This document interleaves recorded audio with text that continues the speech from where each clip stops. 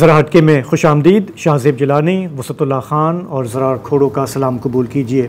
कोहिस्तान में आप जानते हैं कि नाम नहाद गैरत के नाम पर एक लड़की को कुछ दिन पहले कत्ल किया गया, घर वालों ने कत्ल किया।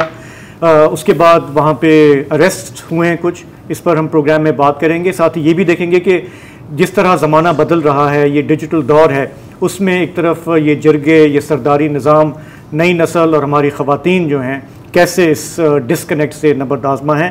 हमारे साथ दो खातून सहाफ़ी होंगी खैबर पख्तूनख्वा से, उनसे हम बात करेंगे। इसके अलावा अमरीकी पॉलिसी साज हेनरी किसिंजर आज 100 बरस की उम्र में इंतकाल कर गए, उन्हें भी थोड़ा खिराज अक़ीदत प्रोग्राम में पेश करेंगे। लेकिन पहले बात गज़ा की। खिराज अक़ीदत बहुत अच्छा है जी जी, वो बिल्कुल, वो आप उनकी जो लाइफ टाइम है, उनकी जो इन्फ्लुएंस है, उस पर बात करना ज़रूरी है, तो हम प्रोग्राम में आगे देखेंगे। गज़ा में जो ये जंग शुरू हुई थी उसको आज 55 दिन हो गए हैं और अक़वाम मुत्तहिदा ने आज भी एक दफ़ा फिर ये अपील की है कि वहाँ पे मुकम्मल सीज़ फायर नागुज़ीर है। एक बयान में यूएन ने कहा है कि इज़राइल ने गज़ा को हज़ारों बच्चों का कब्रिस्तान बना दिया, जो वहाँ पे बमबारी और जो हमले होते रहे। 15,000 के फिगर में कम से कम 6,000 बच्चे शामिल हैं। कतरी और जो इजिप्शियन नेगोशिएटर्स हैं वो कोशिश कर रहे हैं कि ये जो आर्जी तातुल रहा है एक हफ़्ते का, उसमें मज़ीद तोसी की जाए। अमरीकी वज़ीर ख़ारजा एक दफ़ा फिर भागे भागे आए हैं, उन्होंने इजरायली वज़ीर आज़म से मुलाकात की है, महमूद अब्बास से भी मिले। बड़ी दिलचस्प बात है, उन्होंने महमूद अब्बास साहब से कहा कि हम फ़लस्तीनी रियासत के क़याम पर अब भी कायम हैं, और उन्होंने कहा कि ज़रा वेस्ट बैंक में सिक्योरिटी बढ़ाने के लिए हमें बात करनी चाहिए, बस थोड़ी सी आपकी आबादी कम कर लें। तो एक तरफ तो अमेरिका ने इसराइल को खुली छूट दी कि वो कत्लेआम करे, फ़लस्तीनियों का अनकंडीशनल सपोर्ट दी पहले दिन से, अभी तक सीज़ फायर का मुतालबा नहीं किया। और दूसरी तरफ बात ये हो रही है कि फ़लस्तीनियों को यकीन दिलाया जा रहा है कि जो आपकी वो रियासत का जो आइडिया था वो अभी तक हमारे बुक्स में मौजूद है। इससे ना पता है मुझे एक चीज़ याद आई जो कल इस पर जिक्र करना था, वो कर नहीं सके। कल आपको पता है क्योंकि यौम यकजहती था फ़लस्तीनी अवाम के साथ, तो बहरीन में एक मेंबर ऑफ पार्लियामेंट एक तकरीब में थे जहाँ अगेन यही फ़लस्तीन की बात हो रही थी। ये साहब, इनका नाम है मोहम्मद अल बलूची, और वहाँ पर क्योंकि अमेरिका, फ्रांस और ब्रिटेन के सफ़ीर मौजूद थे, तो बलूची साहब ने एक तकरीर दी और कहा कि यार ये लोग यहाँ पर क्यों हैं, ये वो लोग हैं जो कत्ल करते हैं और फिर जनाजे में शिरकत के लिए आ जाते हैं। तो ये स्पीच देने के बाद इन्होंने वॉकआउट कर लिया। अच्छा, आज भी आपको पता है कि दोनों जो साइडों के जो यरगमाली हैं, और मैं कैदी नहीं कहूँगा क्योंकि फ़लस्तीनी जो हैं इजरायली जेल में वो भी हॉस्टेजेस ही हैं, तो उनका तबादला हुआ, अगेन एक्सचेंज हुए, रिलीज़ हुए, तो काफ़ी एक वाज़े फ़र्क आपको नज़र आ रहा है। देखिए, ये हैं जो इजरायली प्रिजनर्स रिलीज़ हो रहे हैं। अच्छा, अब ये रिलीज़ हो गए हैं, हाई फाइव इनको, हाँ हाई फाइव। और अब ज़ाहिर है कि इजराइल की तरफ से, इजराइल की हुकूमत की तरफ से कि नहीं ये खौफ ज़्यादा है। अच्छा, ये वो थाई वर्कर्स हैं, कुछ थाई वर्कर्स भी रिलीज़ हुए हैं। अच्छा, कहीं भी वो जो ब्रिंग देम होम वाली जो तस्वीरें हैं उनमें थाई का कोई जिक्र नहीं है, इजराइली नहीं है।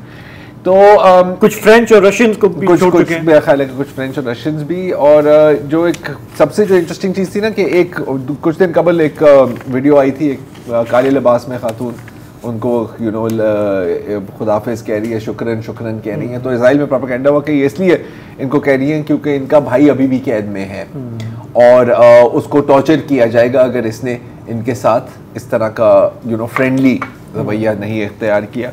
तो अच्छा, यहाँ पे तो बाकायदा मतलब अपने पेट डॉग के साथ भी वापस जा रही हैं। और वहाँ पर एक जो इसका भाई था वो भी आज रिलीज़ हुआ, उसकी भी फुटेज है हमारे पास यहाँ पर कहीं। और वो तो बाकायदा मतलब वो जो कॉम्प्लिकेटेड हैंडशेक नहीं होता ये वाला, ये तो ऐसे लग रहा है कि जैसे आप दोस्तों को खुदाफिज कह रहे हो, दोस्तों को खुदाफिज कह रहे हैं। अच्छा, दूसरी जानिब अगेन क्योंकि there is always another side, Ahed Tamimi को आज रिहा किया गया और पता नहीं उस पर क्या गुजरी है क्योंकि उनके सही तरह चला नहीं जा रहा। She is walking with someone's help, और जैसे ही वो रिहा हुई तो उन्होंने कहा कि मैं कोई खुशी नहीं मना रही क्योंकि अभी हमारे हज़ारों भाई और बहन शहीद हुए हैं और हज़ारों और अभी तक जेल में हैं और कहती हैं कि हमें 30 खातून कैदियों के साथ रखा गया, मारा भी गया, ना खाना दिया गया, ना पानी दिया गया, और इनको उन्होंने ये भी कहा कि अगर तुमने निकल कर कुछ कहा तो तुम्हारे बाप जो है, जो अभी भी कैद में है, उसको हम गोली मार देंगे, इजरायली फोर्सेस। थोड़ा सा रिमाइंड करा दें, अहद तमीमी। अहद तमीमी ये वो लड़की हैं, आपको पता है इनके कई साल पहले उसकी तस्वीर वायरल गई, 11 साल की बच्ची, 11 साल की बच्ची थी, उनके कजन को सर में गोली मार गई थी, उनकी आधी खोपड़ी उड़ गई थी, बच गया उसकी जान। ये देखो, ये वो पिक्चर है, और पहले ये बड़ी वायरल हुई थी एक जमाने में, और सारे गोरो जो वेस्ट में मीडिया ने ट्विटर पे कहा था कि यार ये देखिए, क्योंकि वो समझ रहे थे कि एक निहत्ती लड़की, ये एक निहत्ती लड़की, और वो कह रहे थे कि जी ये यूक्रेनियन लड़की है जो रशियन सोल्जर को मार रही है, और फिर जब पता लगा तो फिर सारे डिलीट हो गए। यानी आगे बढ़ते हैं। आज एक तरह से एक स्पेशल दिन भी है, क्योंकि जो लॉन्गेस्ट सर्विंग फलस्तीनी कैदी हैं नायल अल-बरगूती, 44 साल जेल में रहे हैं, उनको भी आज रिहा किया गया है। इनको 1978 में गिरफ्तार किया गया था। 2011 में जब वो गिलाद शलीत जो कैदी थे, उनकी रिहाई में कोई 1000 फलस्तीनी कैदियों को रिहा किया गया था। 2011 में रिहा किया गया था, लेकिन 3 साल बाद दोबारा अरेस्ट किया गया था। तो अभी भी इनकी जो एहलियां हैं वो कह रही हैं कि हमें कोई गारंटी नहीं है कि उनको दोबारा अरेस्ट किया जाएगा या नहीं। और जो यंगेस्ट, सबसे कम उम्र फलस्तीनी कैदी है, उसको भी रिलीज किया गया है, और इनका नाम है अबूद। और इनकी सर को जरा देखें ना, इनके सर को यहाँ से मिसिंग है। और वो पता है क्यों? क्योंकि अबूद का कहना है कि 3 माह कबल मैं घर से निकला डबल रोटी खरीदने, और फिर मुझे नहीं पता क्या हुआ। जब मैं जागा अस्पताल में तो कोमा, कई हफ्ते तो कोमा में रहा, और जब पहुंचा अस्पताल तो ये क्लिनिकली डेड था, क्योंकि इसको 30 गोलियां लगी थी सर में, यहाँ पेल्विस में, जिस्म में, हर जगह, मतलब छल्ली कर दिया था। 4 दफा इसको रिवाइव किया गया, दोबारा जिंदा किया गया, और 4 दफा ये फ्लैट लाइन हुआ, क्लिनिकली डेड। इस पर इल्ज़ाम जो लगा था, जब ये जागा तो इसको बताया गया कि तुम्हारे पे इल्ज़ाम है कि तुमने एक मोलोटोव कॉकटेल फेंकने की कोशिश की है एक सेटलर के घर पे। ज़ाहिर है ये कहता है कि जी मुझे तो पता ही नहीं है क्या हुआ है।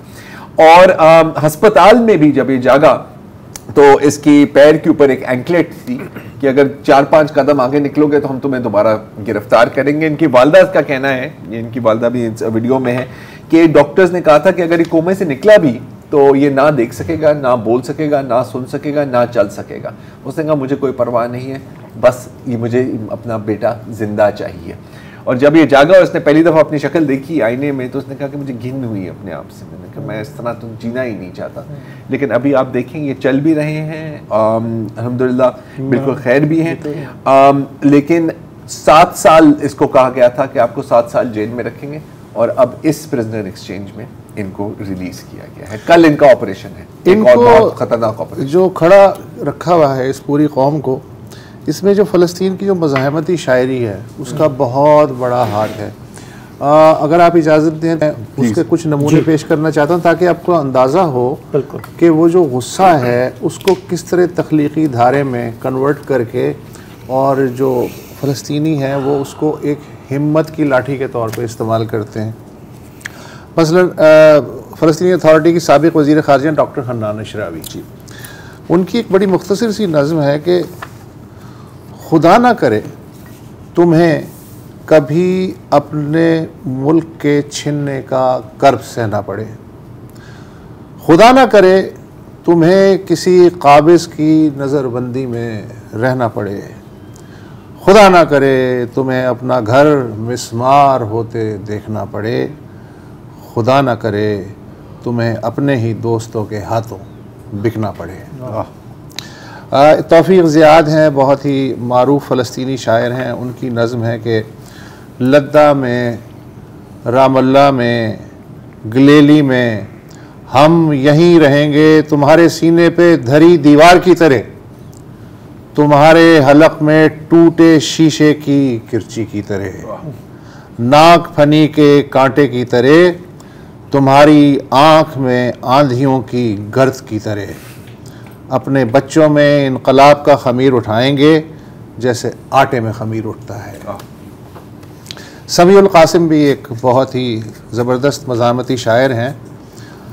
अगर तुम मेरी आंखों की तमाम कंदीलें भी बुझा डालो, मेरे बच्चों के चेहरों से मुस्कुराहट उखाड़ फेंको, मैं तब भी सुलह नहीं करूँगा, लड़ूंगा, आखिर दम तक लड़ूंगा। और इन सब में जो सबसे मारूफ आवाज़ थी वो महमूद दरवेश की है, जो फ़लस्तीन का बड़ा नाम अदबी चेहरा है, शायरी का सिंबल हैं। उनकी एक बड़ी मशहूर नज़्म है शनाख्ती कार्ड। लिखो मैं अरब हूँ, मेरा शनाख्ती कार्ड नंबर 50,000 है, मेरे 8 बच्चे हैं और नवा मौसम गर्मा के बाद दुनिया में आ जाएगा, तो क्या तुम गुस्सा करोगे? लिखो मैं अरब हूँ और याराने मेहनत कश के हमरा पत्थर की कान में काम करता हूँ, मेरे 8 बच्चे हैं, मैं इनके लिए रोटी और कपड़े और कापियाँ पत्थरों से निकालता हूँ। मैं तुम्हारी चौखट से खैरात नहीं मांगता, ना ही खुद को तुम्हारे आस्ताने पे हकीर बनाता हूँ, तो क्या तुम गुस्सा करोगे? लिखो मैं अरब हूँ, मेरा सिर्फ नाम है कोई लक़ब नहीं, मैं एक ऐसी सरजमीन में साबिर हूँ जहाँ हर कोई वफूरे गज़ब में ज़िंदगी बसर करता है। पैदाइश ज़माना से भी पहले, तारीख़ के शुरू होने से भी पहले, सर्व और जैतून और घास के उगने से भी पहले मेरी जड़ें इस ज़मीन में अपने पंजे गाड़ चुकी थीं। मेरा दादा किसान था बेहस्ब नस्ब, क़बल इसके कि वो मुझे किताब पढ़ना सिखाए, उसने मुझे सूरज का तुलू होना सिखाया। मेरा घर पहरेदार की कोठड़ी की मानंद है, शाखों और सरकंडों से बना हुआ, तो क्या तुम मेरे वजूद से खुश हो? मेरा सिर्फ नाम है कोई लक़ब नहीं, मगर लिखो मैं अरब हूँ। बालों का रंग कोयले की तरह स्याह, आँखों का रंग भूरा, मेरी शनाख्ती अलामत सर पे अरबी रुमाल और उस पे स्याह हल्का जो कि जमा हुआ है पत्थर की तरह। मेरी पसंदीदा ग़िज़ा रोग़न ज़ैतून और फलियाँ। मेरा पता एक दूर दराज नज़रअंदाज गाँव, जिसकी गलियाँ बेनाम हैं, जिसके तमाम बासी खेतों और पत्थर की कानों में काम करते हैं, तो क्या तुम मुझ पे गुस्सा करोगे? लिखो मैं अरब हूँ, तुमने मेरे अजदाद के बागात चुरा लिए और वो ज़मीन भी जहाँ मैं अपने बच्चों के साथ खेती करता था। तुमने मेरे और मेरे पोतों के लिए कुछ नहीं छोड़ा सिवाय उन पत्थरों के, तो क्या तुम्हारी हुकूमत इन पत्थरों को भी छीन लेगी? लिहाजा लिखो, सफ़ाए अव्वल पे सबसे ऊपर लिखो, मैं लोगों से नफ़रत नहीं करता, ना ही किसी पे ज़्यादती करता हूँ, लेकिन जब मुझे भूख लगेगी गासिब का गोश्त कच्चा चबा जाऊँगा। खबरदार मेरी भूख से और मेरे गुस्से से। ये हैं महमूद दरवेश। एक ब्रेक ले लीजिए।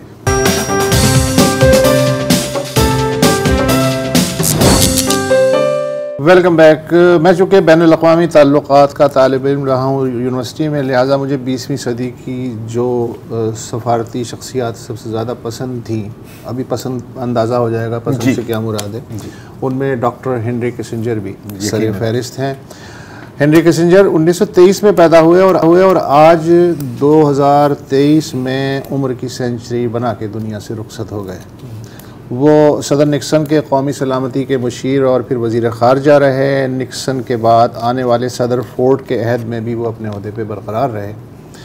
डॉक्टर हेनरी किसिंजर का शुमार अपने दौर के मुतनाज़ा आलमी मुदब्बिरीन में होता था। उनकी सफारतकारी के सबब इसराइल और अरबों के माबैन अमन समझौतों की राह भी खुली। वियतनाम की जंगी दलदल से उन्होंने अमेरिका को कामयाबी से बाहर निकाला और सोवियत यूनियन के साथ बातचीत में उन्होंने हथियारों की दौड़ में थोड़ी कमी जो है उसमें भी कामयाबी हासिल की।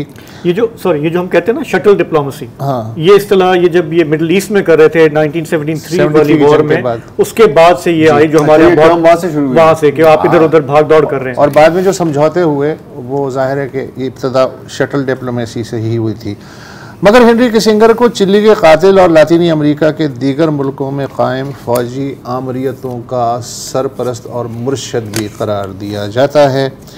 पाकिस्तान से डॉक्टर हेनरी किसिंगर का गहरा ताल्लुक है तारीख़ी तौर पे इन मानों में कि 1970 में उन्होंने इस्लामाबाद से बीजिंग तक खुफिया सफ़र किया था। उस वक्त यहाँ याहिया ख़ान की फ़ौजी आमरीत थी और इस सफ़र के नतीजे में अमेरिका और चीन के दरमियान ताल्लुकात मामूल पे आने का काम शुरू हुआ था। फिर अगस्त 1974 में पाकिस्तान के रेडार पे हेनरी किसिंगर का नाम खूब चमका जब भुट्टो हुकूमत फ्रांस से जौहरी रीप्रोसेसिंग प्लांट ख़रीदने का माहिदा कर चुकी थी और डॉक्टर किसिंगर ने भुट्टो से लाहौर में मुलाकात के दौरान मुबैना तौर पे कहा कि आप ये सौदा कैंसिल कर दें वरना हम आपकी ज़िंदगी मुश्किल बना देंगे।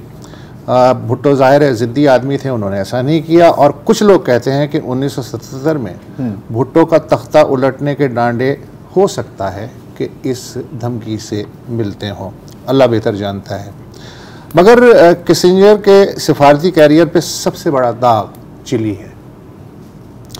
जब कंबोडिया से ज्यादा कंबोडिया, हाँ वही मैं कहने वाला हूँ। कंबोडिया का कंबोडिया में मैं आता हूँ। कंबोडिया में क्या हुआ, अच्छा यही आप वियतनाम का जिक्र कर रहे थे ना, तो हालांकि किसिंजर प्राइवेटली कहता था कि यार वियतनाम में कोई फायदा नहीं है हमारे रहने का, राइट। ये इन्होंने बेसिकली जंग को एक्सपैंड किया कंबोडिया में। कंबोडिया में क्योंकि वो कहते थे कि जी हमने इससे यहाँ से निकलना है, जैसे आपने कहा ना कि हमने वियतनाम से निकलना है, लेकिन निकलने से पहले हमने अपनी पोजीशन को मजबूत करना है।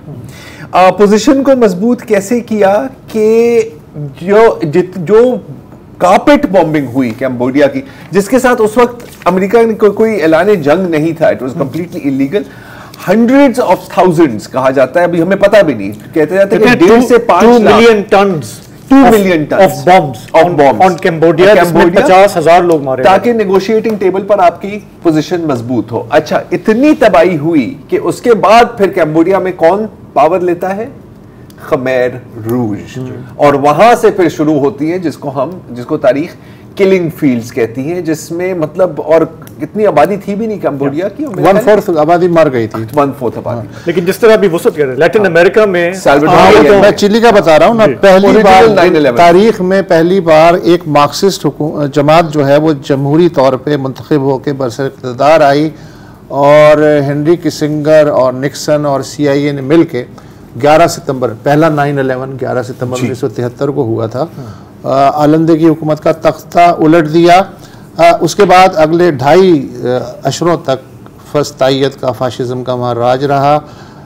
हेनरी किसिंगर का उस मौके पे एक कोट है कि अगर चिली के अवाम ने एक गैर जिम्मेदाराना फैसला किया है तो ज़रूरी तो नहीं कि हम भी कम्युनिस्टों से लापरवाह हो जाएं, हम ऐसा बर्दाश्त नहीं करेंगे।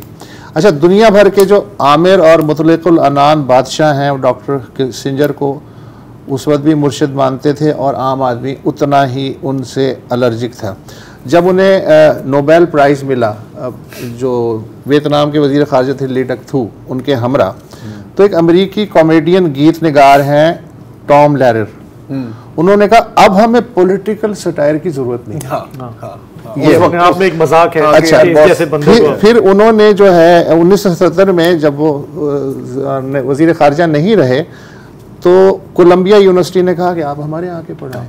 स्टूडेंट्स को पता लगा तो उन्होंने इतना शदीद एहतजाज किया कि यूनिवर्सिटी ने कहा कि भाई साहब हम अपनी पेशकश वापस लेते हैं। अच्छा, रिटायरमेंट के बावजूद भी वो आने वाली जो रिपब्लिकन हुकूमतें थीं, एक एल्डर के तौर पे उन्हें मशवरे देते थे। मसलन वो इराक़ पे अमरीकी हमले की हिमायत करने वालों में पेश थे। अच्छा, डॉक्टर हेनरी किसिंगर जो हैं वो पावर पॉलिटिक्स के देवता थे, जिसको हम कहते हैं रियल पॉलिटिक्स। और उनका एक तारीखी फ़िक्रा है कि पावर इज द अल्टीमेट एफ्रोडीजियक, यानी ताकत से ज़्यादा शहवत अंगेज कुछ नहीं है। अच्छा, मज़े की बात यह है कि ये थे तो यहूदी, हाँ लेकिन ज़रार जी थे तो यहूदी, लेकिन उसने कहा था कि देखें मैं तो पैदा हूँ यहूदी, अगर मैं कहीं और पैदा होता तो मैं नफरत करता। ठीक है, आई मीन अगेन ये देखें, ये उनके दारों में से है जिसका कोई जाती नजरिया नहीं था। I mean no ideology except power, और पावर को मेंटेन करना है एट ऑल कॉस्ट। आपने साल्वाडोर और येंडे और चिले की बात की, तो यार अर्जेंटीना, जब हम बात करते हैं ना डर्टी वॉर, आपने जैसे बात की ना शटल डिप्लोमेसी कहां से आई, डर्टी वॉर का लफ्ज आते हैं अर्जेंटीना से, और वहां पर भी यही था। और क्या कहते हैं, जब वहां पर वो काम शुरू हुआ तो अर्जेंटीनियन जो फॉरेन मिनिस्टर था वो इससे मिला, उसने कहा कि जी हम काफी मतलब तकरीबन कोई 50-60 हज़ार लोगों को कत्ल किया था अर्जेंटीना में, जिसके हमें पता है। तो कहते कि जी ये अमेरिका कुछ नाराज तो नहीं होगा, तो उसने सिर्फ बताया कि यार मुझे पता है कि आपने काफी गंद को साफ करना है यहाँ पर, आप सिर्फ मुझे बताएं कि आपको कितना वक्त चाहिए। ये तो चिले में भी वही था, वेरी प्रैक्टिकल, वेरी प्रैक्टिकल।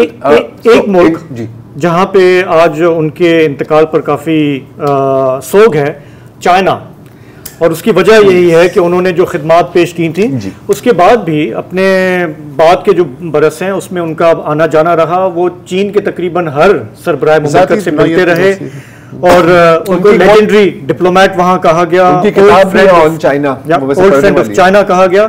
लेकिन मैं आज देख रहा था रोलिंग स्टोन मैगजीन ने जो उनकी ऑबिचुरी शाया की है, उसमें उन्होंने कहा कि Henry Kissinger war criminal beloved because ruling class, और इसी तरह हफिंगटन पोस्ट ने कहा है the belt way butcher. So America के अंदर एक आखिरी चीज है, सॉरी, जो मैं ऐड करना चाह रहा हूं फॉर द रिकॉर्ड, आपको याद है ब्लड टेलीग्राम जी बांग्लादेश, वो आर्थर ब्लड ने लिखा था ना, तो इन्होंने ही आर्थर ब्लड को फिर वहां से हटाया था कि यार आप हमारे एक इत्तेहादी, आप पागल हो चुके हैं, आप कौमी सलामती के लिए खतरा है। एग्जैक्टली। चलें एक वक्फा ले लेते हैं और फिर वापस आके जरा बात करेंगे कोहिस्तान की, डिजिटल दौर की, पुरानी फरसूदा रवायात।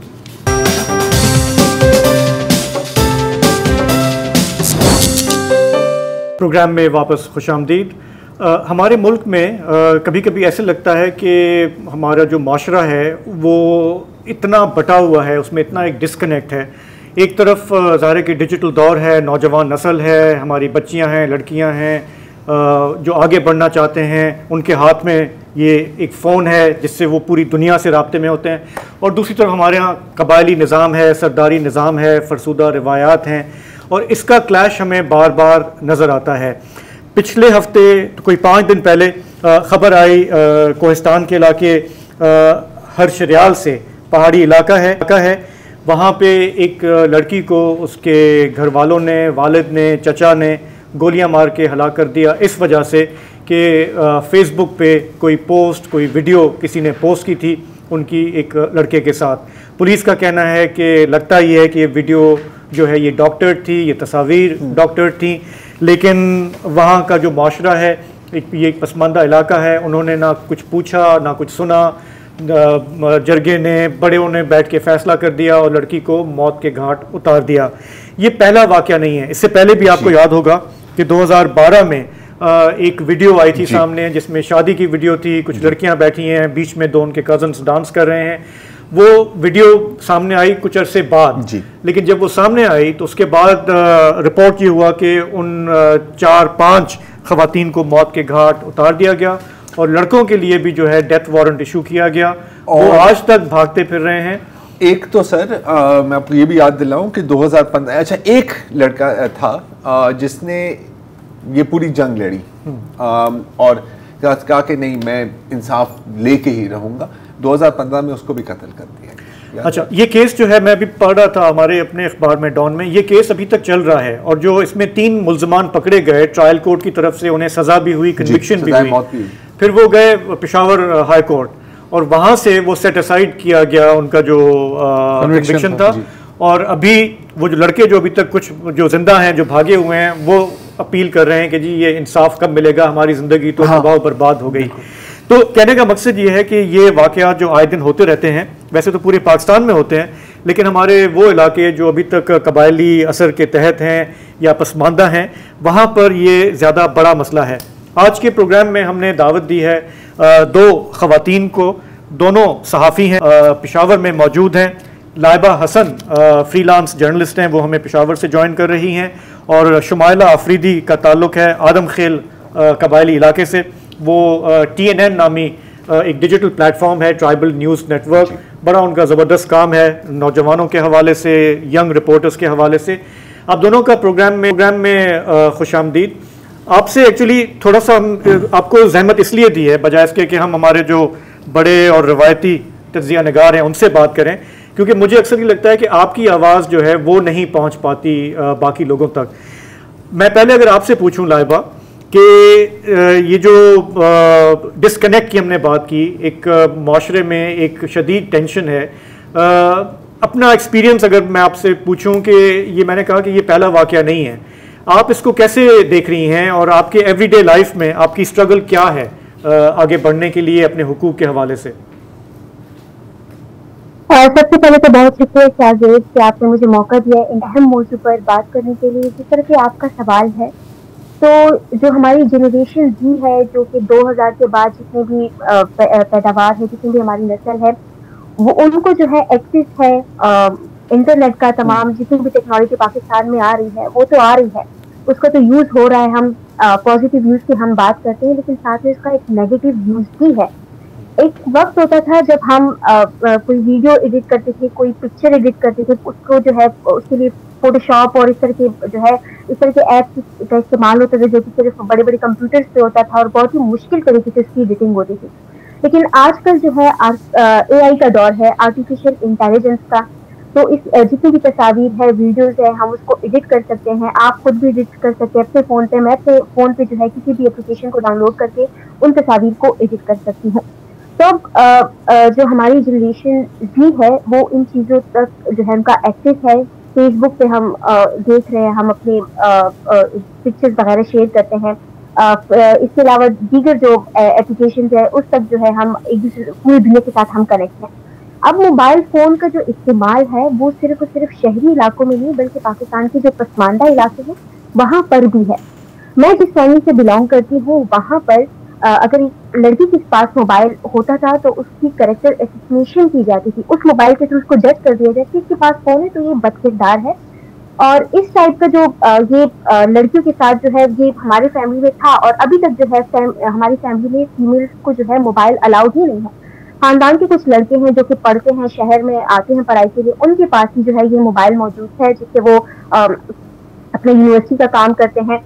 तो इस तरह से जो डिफरेंट केसेस हमारे पास आए हैं, जो हमारे पसमानदा इलाके हैं वहाँ से भी और जो हमारे शहरी इलाके हैं वहाँ से भी इस तरह के केसेस आए हैं कि लड़कियों की जो पिक्चर्स हैं उसको जो है फोटोशॉप किया जाता है, एडिट किया जाता है गलत तरीके से, और फिर जो है इससे जो है मुख्तलिफ चीज़ें वो जन्म लेती है। एक तो ऑनर किलिंग जो कि खैबर पख्तूनख्वा में भी ज़्यादा है, पंजाब साइड में हमारी जबकि बल्कि हमारे पूरे मुल्क में जो है ये ऑनर किलिंग जो है इसकी रेशो ज़्यादा है। इसके अलावा डिप्रेशन जो है वो हमारी यंग जनरेशन वो है इसकी एक, और एक है सुसाइड।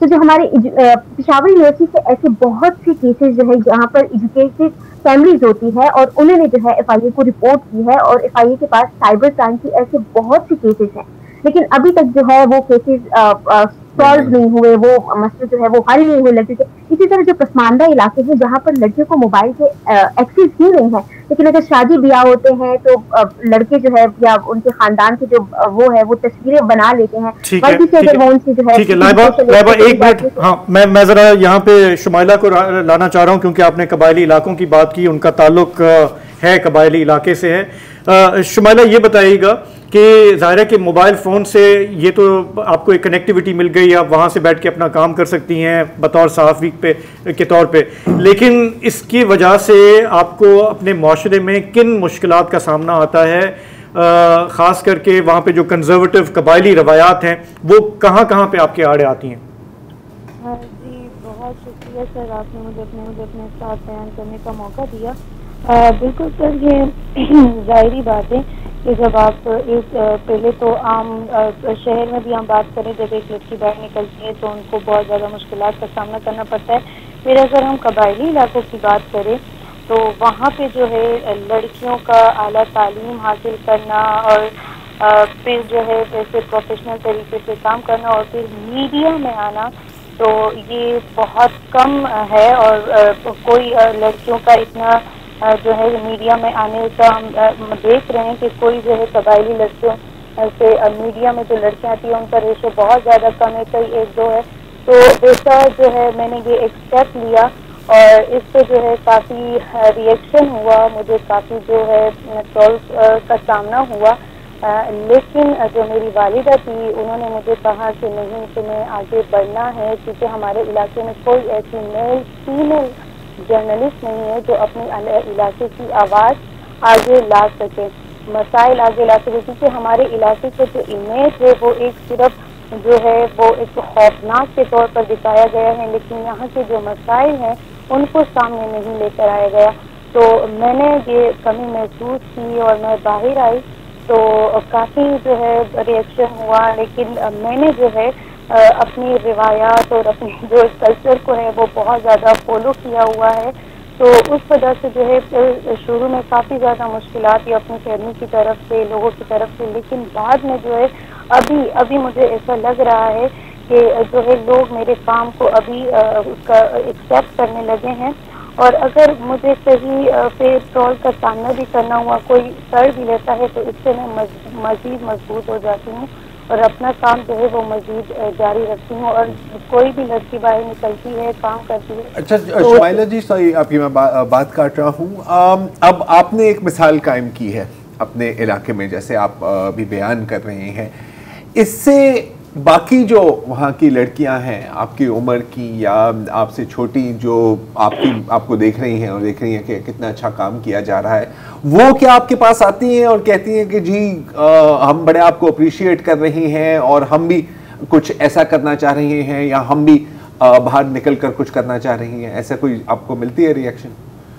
जी बिल्कुल सर, जब मैं स्टडी कर रही थी तो काफ़ी जो लड़कियाँ थी वो कजन्स मेरी थी, तो वो मुझे यही कहती थी कि तुम पढ़ाई करके जो अपने घर में बैठोगी, तुम्हें बाहर नहीं जाने दिया जाएगा और तुम ये करोगी, तुम रोटियां बनाओगी वो। तो मैं उनको ये कहती थी कि मैं घर के काम भी करूँगी और मैं ये नहीं कहती कि मैं पढ़ाई करूँगी तो बस सिर्फ मैं जो है बाहर के काम करूँगी, घर के काम नहीं करूँगी। मैं घर के काम भी करूँगी और बाहर के काम।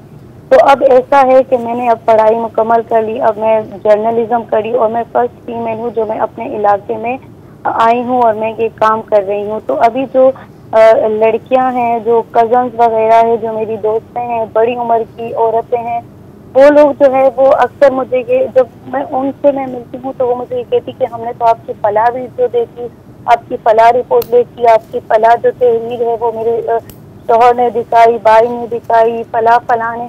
तो वो बहुत ज़्यादा खुश होती हैं और बहुत ज़्यादा जो है मुझसे इम्प्रेस होती है कि मतलब तुम इतना अच्छा काम कर रही हो। तो उनको जो है काफ़ी ज़्यादा मोटिवेशन मिल रही है। और काफ़ी ज़्यादा जो वालिदैन हैं वो मुझे यही कहती है कि जो वो मुझसे मिलती है कि हमने जो है अपनी बेटी को आगे जो है एडमिशन दिलवाया है और हम भी चाहते हैं कि वो आगे पढ़े और आगे बढ़े। और ये जो रस्म और रिवायात के जो सोच है ये जो है हम लोग ख़त्म कर सके।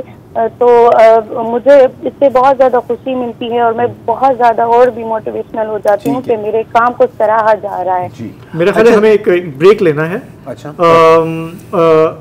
ब्रेक के बाद हम गुफ्तगू को जारी रखेंगे। हमारे दोनों मेहमान हमारे साथ हैं, एक छोटा सा ब्रेक लेते हैं और फिर वापस आते हैं।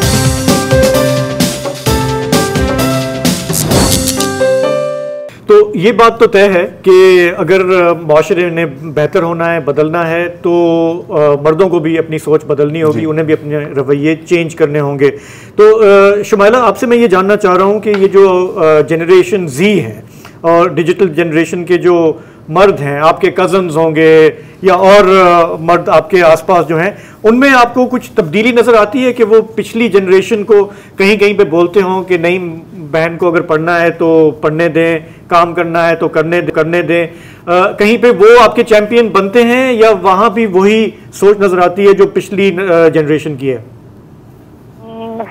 सर इस हवाले से तो मैं बात करूं तो मेरी जो फैमिली है, मेरी जो कजन्स वगैरह है, वो मेरे जो काम है ना जनरली वो ये चाहते हैं कि मतलब आप जो है बाहर जाके काम करो, लेकिन नौकरी करो, आप जॉब करो, लेकिन वो इसके हक में नहीं है कि मैं जर्नलिज्म करूँ, जर्नलिज्म के फील्ड में आके मीडिया के सामने मैं जो है मैं अपना चेहरा ला सकूँ, चाहे वो निकाब में निकाब करती हूँ तो मैं निकाब में रिपोर्टिंग करती हूँ। तो ये भी जो है उनको ये होता है कि नहीं, ये आप तो जो है अफरीदी हैं, तो आप ये मतलब अच्छा नहीं है, आप ये ना करें। तो ऐसे जो है मुझे काफ़ी ये सामना करना पड़ता है। और अभी तक जो है हमारे जो लोगों का जो ज़हनी जो लेवल है ना, वो अभी तक तब्दील नहीं हुआ है। तो ये बात ये कि मतलब इनको आगाही ही नहीं दी गई है, क्योंकि वो तालीमी जो इदारे हैं वहाँ पे उनको ये आगाही नहीं दी जाती कि एक औरत के लिए आजकल के दौर में जो है माशरे में वक्त के तकाज़ों के मुताबिक माशरे में उनका किरदार कितना ज़रूरी है। हो सकता है कि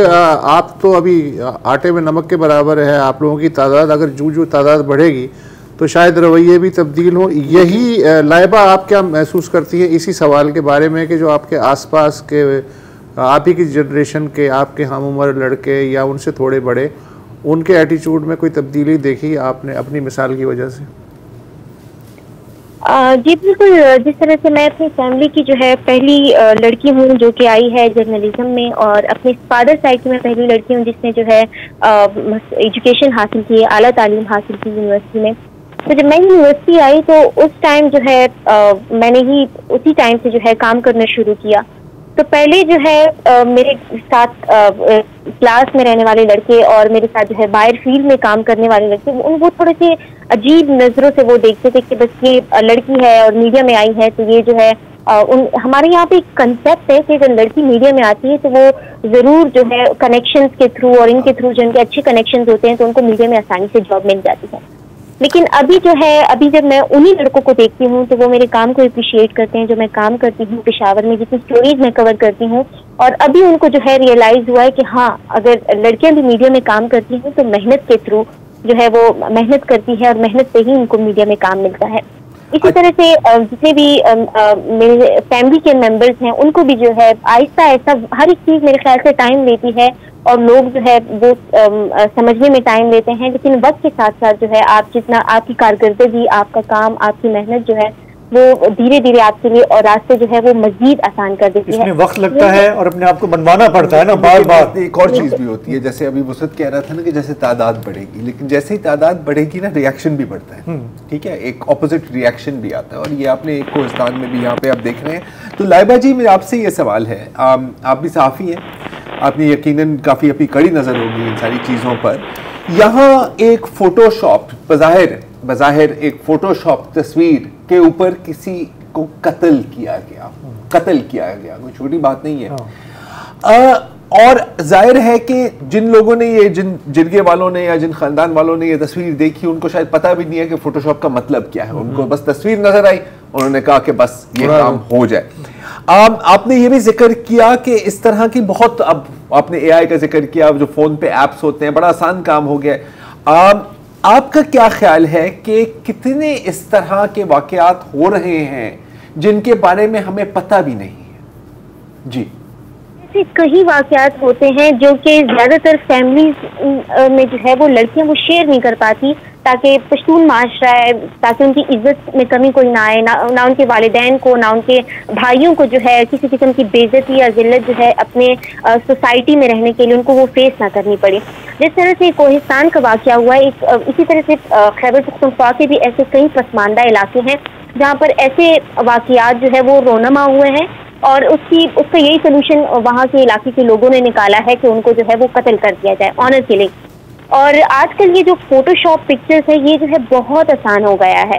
पहले जो है मैंने जिस तरह बात की कि पहले हमें एक्सपर्ट जो है वो जिनको पूरा तरीका आता था वो करते थे। अब ये किसी मोबाइल की एप्लीकेशन आप डाउनलोड कर लेते हैं, उससे कर लेते हैं। जो एजुकेशनल जो शहरी इलाके हैं यहाँ पर, जहाँ पे एजुकेशन है, जहाँ पर यूनिवर्सिटीज़ हैं, कॉलेजेस हैं, तो वहाँ पर भी लड़कियों के साथ ऐसा ही होता है, उनको ब्लैकमेल किया जाता है। और फिर जो है वो लड़कियाँ अगर जाती है FIA से रुजू करती है तो वहाँ से भी उनको कोई पॉजिटिव रिस्पांस नहीं आता और बहुत टाइम लगता है। तो हमारी जो कम्युनिटी है उसमें जो जहाँ पर लिटरेसी रेट है तो वहाँ पर तो लोग स्टैंड ले लेते हैं अपनी बेटियों के लिए, लेकिन जो कि पसमानदा इलाके हैं वहाँ पर हम देखते हैं कि या जो है उनका एक ही हल उन्होंने निकाला है कि उनको कत्ल कर दिया जाए। लेकिन जो हमारे शहरी इलाके हैं वहाँ पर लड़कियाँ जो है या सुसाइड कर लेती हैं या डिप्रेशन का जो है वो शिकार हो जाती है। अब हम अपने मुल्क की बात करें, अगर हम देखें तो जो हमारी सेलिब्रिटीज़ हैं अगर उनके साथ भी कोई ऐसा वाक़या रोनुमा होता है जो कि जिनकी लाइफ जो है वो पब्लिक है, जो कि अपनी पिक्चर्स वगैरह शेयर करते हैं, वो भी जो है इस चीज़ से डिप्रेशन का शिकार।